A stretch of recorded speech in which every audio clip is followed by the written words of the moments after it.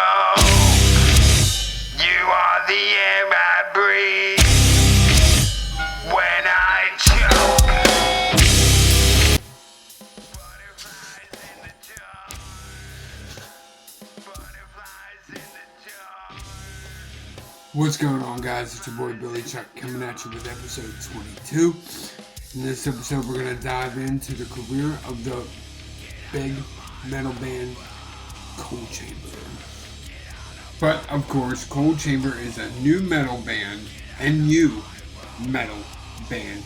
that was formed by Des Fafara and Migs Raskin in Los Angeles in 1992. Initially under the name She's in Pain. The original lineup consisted of bassist Raina Foss, that's my girl right there, and drummer John Tor.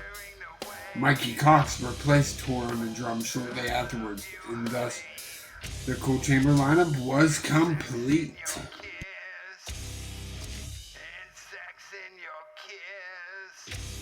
But yeah, Coal Chamber eventually signed to Roadrunner Records in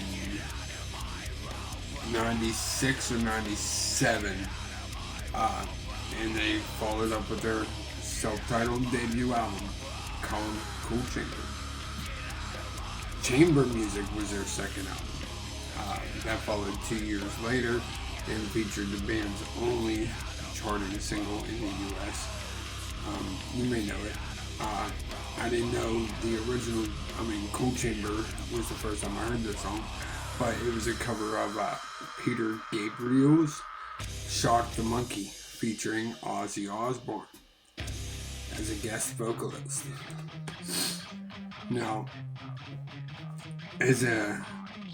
when I was younger, I used to get compared to Ozzy's son, Jack. He used to piss me off something sick. But because I knew what they meant by it. Their Coal Chamber's third album was called Dark Days, and it was released in the spring of 2002. And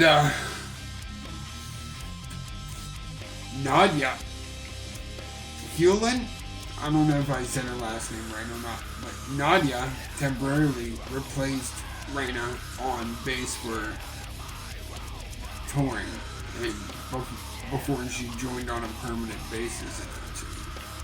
Man, I'm not taking nothing away from Nadia's bass playing skills, but there was something about Raina.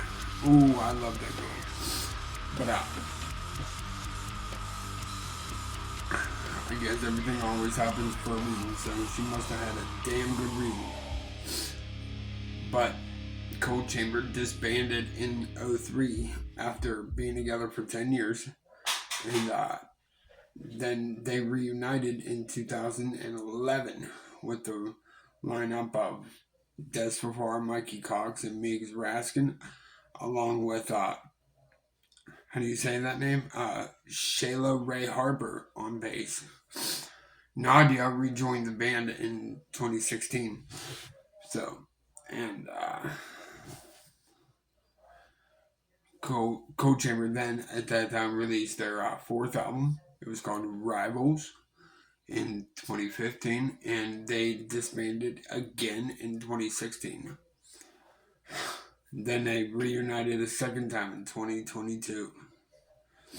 I mean, just why do you have to break up if you know you're gonna get back together? Just take a hiatus or something, man. Fuck. But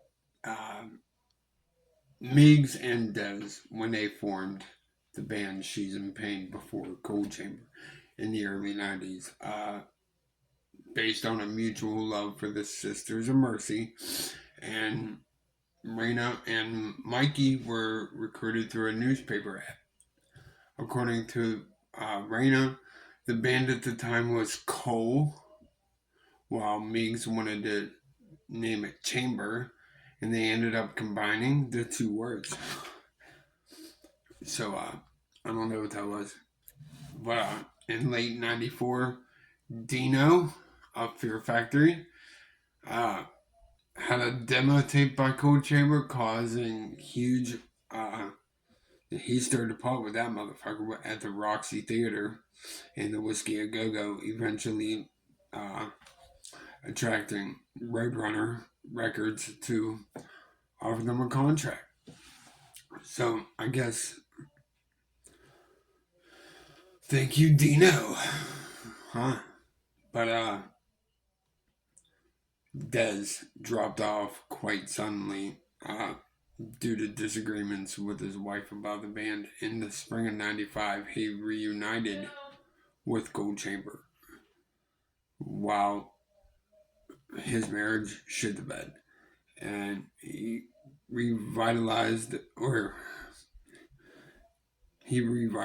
band, and with a renewed sense of energy, Cold Chamber was able to regain their deal with Roadrunner at the end of 1995. If you guys are liking what you see and what you hear, make sure you hit that like button and hit that subscribe button. Now, let's get back to it. But anyway, in 1996, Cold Chamber played at the first Ozfest and recorded their first album, Cold Chamber. It was released on February 11th of 97. The record produced a single and a video for Loco. The video was included as an extra at the ending credits of Dee Snider's film, Strange Land. What's that about? I've never seen it. Anybody have seen it? Leave it in the comments. The band also recorded an exclusive song for the soundtrack titled Not Living. In 97, the band toured Europe, not with Europe. I fucking hate Europe.